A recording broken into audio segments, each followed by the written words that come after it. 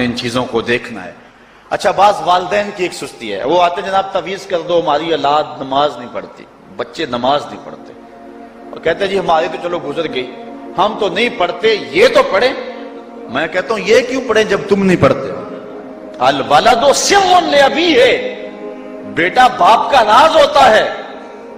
تم مجھ سے تعویذ لینے آگے ہو، گھر میں مصلی بچھا کے سجدہ کرو، تمہاری اولاد بھی تمہارے تتبع میں سجدہ کرنے کی عادت ڈالو۔ حضور فرمایا بچے 7 سال کے ہوں تو انہیں مسجد میں لے جاؤ، 10 سال کے نہیں پڑھتے تو ان کو مار کے پڑھاؤ۔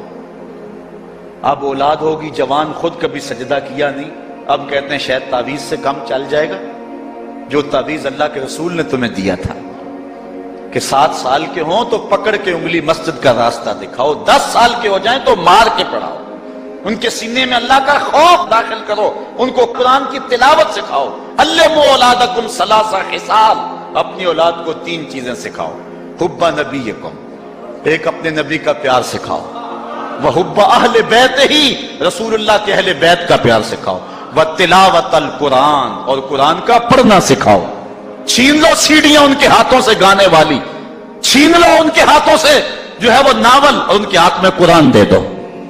کتنے خوش نصیب دن تھے، گلیوں سے گزرتے تھے، گھروں سے قرآن کے پڑھنے کی آواز آتی تھی۔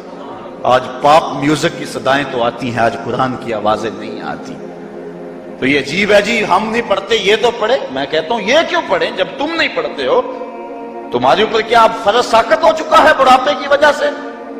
تم بوڑھے ہو کے نہیں پڑھتے ہو، تمہاری اولاد تم چاہتے ہو جوانی میں پڑھ لے؟ تم خود اللہ کے حضور سجدہ کرو، اور پھر دیکھنا تمہارے تتبع میں، تمہاری اتباع میں تمہاری اولاد بھی تمہاری پیچھے پیچھے ہوگی۔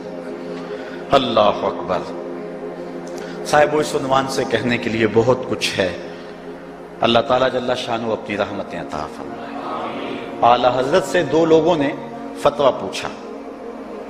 بریلی کا ایک محلہ ہے، محلہ ذخیرہ، اس میں ہادی حسن اور قرب محمد نامی لوگوں نے تنظیم بنائی نماز کی دعوت کے لیے۔ کچھ لوگ ان کی بات کو نہ سنتے، اعلیٰ حضرت سے استفتاء کیا، فتاوی رضویہ کے اندر موجود ہے کہ ہم نماز کی دعوت دیتے ہیں، کچھ لوگ اس کے باوجود نہیں آتے، تو حکم شرعی کیا ہے؟ تو اعلیٰ حضرت فرماتے ہیں کہ پہلے تو نرمی سے انہیں سمجھائیں، آؤ نماز کی طرف۔ نہیں مانتے، مؤثر لوگ ڈالیں جو ان کو کہیں۔ یہ تھے ہمارے کرنے والے کام۔ ہم کن جھگڑوں میں پڑے ہوئے؟ مؤثر معاشرے کے لوگ تلاش کریں اور ان کو سمجھائیں، جن کی وہ مانتے ہیں، ٹالتے نہیں، ان سے سمجھائیں ان کو۔ اور فرماتے ہیں اگر ان کے سمجھانے سے بھی نہیں سمجھتے تو فرمایا فتویٰ پھر یہ ہے ان سے بائیکاٹ کر دیں، ان سے ترک کلام کر دیں، ان سے گفتگو چھوڑ دیں۔ ہم نے تو کبھی بیٹوں سے نہیں چھوڑی گفتگو۔ بیوی بے نماز ہو، ہم ہر شے بیوی سے منوا لیتے ہیں۔ کبھی کہا تیرے ہاتھ کی پکی روٹی نہیں کھاؤں گا اگر تو نماز نہیں پڑھتی؟ کبھی بیٹا کہے امی تو نماز نہیں پڑھتی، میں تیرے ہاتھ کی روٹی نہیں کھاؤں گا؟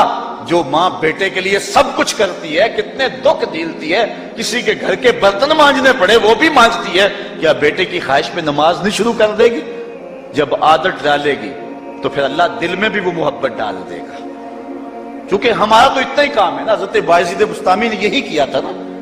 حضرت بایزید بسطامی علیہ رحمہ بسطام کے لوگوں کی تربیت کر رہے ہیں۔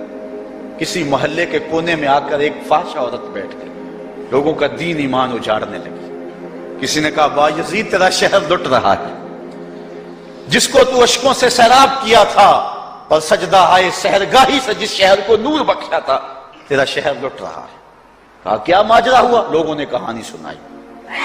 بایزید بسطامی صبح مصلی اٹھایا اور جا کے اس فاحشہ عورت کے دروازے پہ مصلی بچھا لیا۔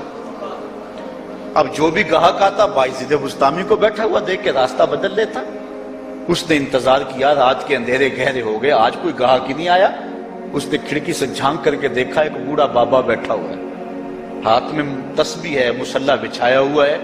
نیچے اتر کر کے کہا بابا اللہ کو یاد کرنے کے لیے اور تھوڑی جگہ ہیں؟ تجھے میرے گھر کی گلی ہی ملی، میرا راستہ روک لیا؟ بابا کہنے لگا کیا مسئلہ ہے تجھے؟ کہا میرے گاہک رکے ہوئے ہیں۔ کہا آج میں تیرا گاہک ہوں، بتا تیری رات کی قیمت کتنی ہے؟ اللہ اکبر۔ حضرت بایزید بسطامی نے قیمت طے کی۔ اس کے گھر کی جب چھت چڑھنے لگے نا سیڑھیاں، لوگ دیکھ رہے تھے۔ کہا مالک اگر بایزید بھی اجڑ گیا تو روشنی کہاں سے لیں گے؟ بایزید بھی ایک فحشہ عورت کے کوٹھے پہ چڑھ رہا ہے، اگر یہ بھی چراغ بجھ گیا تو زمانے کو اجالا کہاں سے ملے گا؟ لیکن قدرت کو کچھ اور ہی منظور تھا. اس سے کہا مصلی بچھا لے، جو میں کرتا جاؤں وہ کرتے جانا. پہلے وضو کیا، اس نے بھی کیا، پھر مصلی پہ آئے، وہ بھی پیچھے کھڑی ہو گئی. پھر بایزید قیام کیا، اس نے بھی قیام کیا. پھر رکوع میں گئے، وہ بھی رکوع، قوما وہ بھی قوم ہے. جب سجدے میں حضرت بایزید گئے، وہ بھی سجدے میں، تو بایزید رو پڑے. کہا مالک، بایزید کا اتنا ہی کام تھا کہ اس کا سر تیری چوکھٹ تک جھکا دے. مالک یہاں تک لانا میرا کام تھا، دل کی دنیا بدلنا تیرا کام ہے. جب وہ سجدے میں جا رہی تھی تو فحشہ تھی، جب سر اٹھایا وقت کی بلیا بن چکی تھی. ایک بزرگ کہتے ہیں میں بازار کے کنارے جا رہا تھا، ایک شرابی گرا ہوا تھا اور گندے پانی سے اس کا منہ گندا ہو رہا تھا. میرے دل میں رحم آیا، ایک انسان ہے اور یوں رسوا ہو رہا ہے. میں نے گندی نالی سے اس کو اٹھایا اور اٹھا کر کے جو ہے وہ اس کا منہ دھویا اور چلا گیا. مشہور شرابی تھا شہر کا.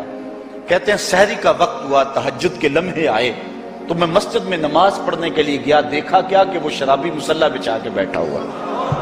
میں حیران ہو گیا کہ یہ کیا ماجرا ہوا. اب صبح تو میں نے اس کو گندگی سے اٹھایا ہے اور اس کا منہ دھویا ہے. میں حیران ہوا تو حاتب سے آواز آئی، میرے بندے تو نے اس کا منہ دھو دیا تھا، میں نے اس کا دل دھو دیا. صاحبو ہم اپنا کام کریں، کوشش کریں، کھینچ کے لے آئیں کسی کو مسجد میں، اور پھر دیکھنا رب کے رنگ. وہ بڑا کریم ہے، وہ بڑا رحیم ہے. آئیے آج کی اس مجلس میں ہم یہ عزم لے کر کے جائیں. اپنے لیے میرا نہیں خیال کہ اس بڑے مجمع میں کوئی ایسا شخص اب رہے گا جو نماز چھوڑ سکے گا. انشاءاللہ نہیں چھوڑ سکے گا اللہ کی توفیق سے. یہ آپ کی آنکھوں میں تیرتے ہوئے آنسو گواہی دے رہے ہیں کہ رسول اللہ کی نگاہ بھی ہو رہی ہے اور اللہ کا کرم بھی اتر رہا ہے. میرا نہیں خیال کہ یہاں سے اٹھ کر کوئی شخص جو ہے جا کے نماز چھوڑے، لیکن اب ہم نے